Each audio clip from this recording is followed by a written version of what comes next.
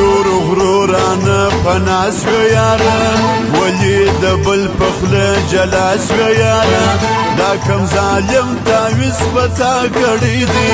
دا داسې څنګه بیا وپاس و یاره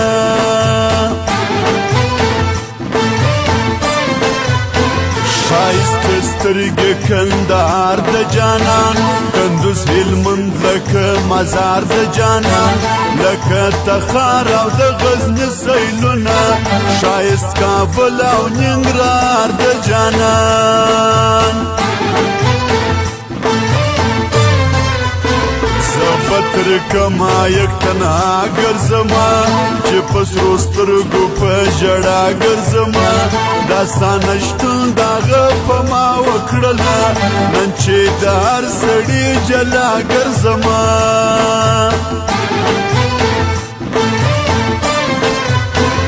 هڅه دردونو او نشو اخته سو بېلاره ځوان په میخانو اخته سو چې یوه پیغله یې جلا کړه زندې ګلالی ځوانو په نشو اخته سو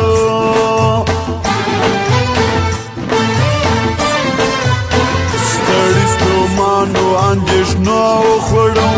هغه ناترسه سترګو مړو وخوړم د زړه پر سر باندې مې زخم جوړ سو یو چا په داسې جواب وخوړم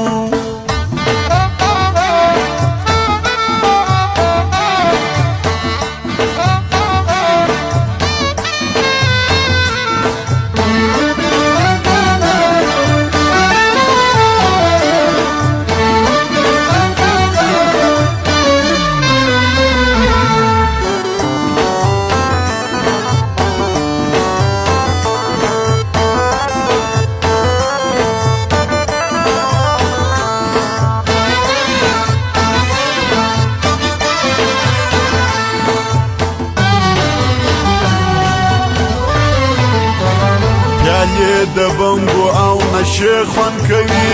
د یار قاتل یې سترګې سرې خوند کوي څلور پنځه د ننګیاران چې لري بیا نو قسم دی منظر یې خوند کوي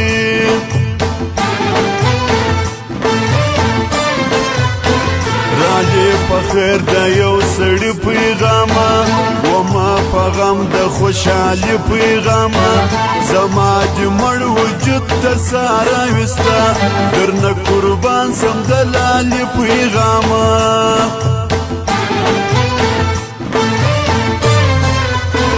د نوي کال سره ارزی دی غواړم بایللې یاره هر ګړی دی غواړم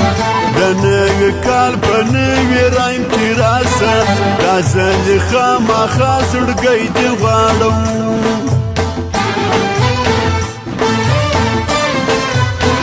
ګټه د سر وخوري تاوان کومه دا دومره ظلم چې پر ځان کومه ستا په ښایست زما قسم وي یاره دا ویښې شپې دې له هجران کومه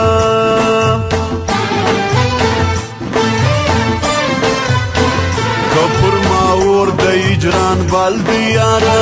دا ستا فراق را سره مال دی یاره نن چې زما یاران په څنګ کې نسته دا ستا بېلتون زما اجل دی یاره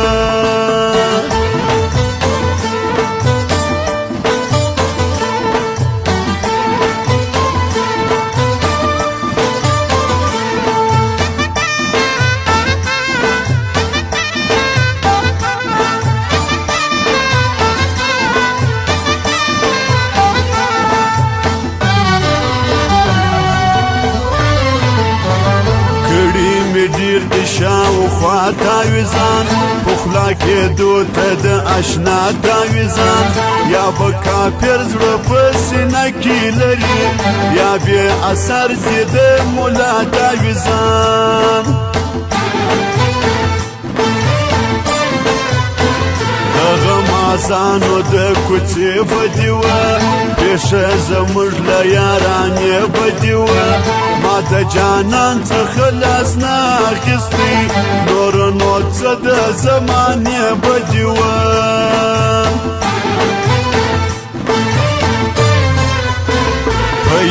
یکم می نخپلیږي یاره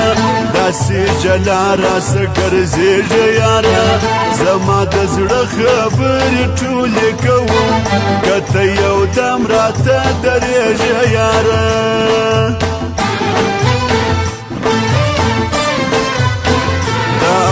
شان یک ساعت غزلی اوري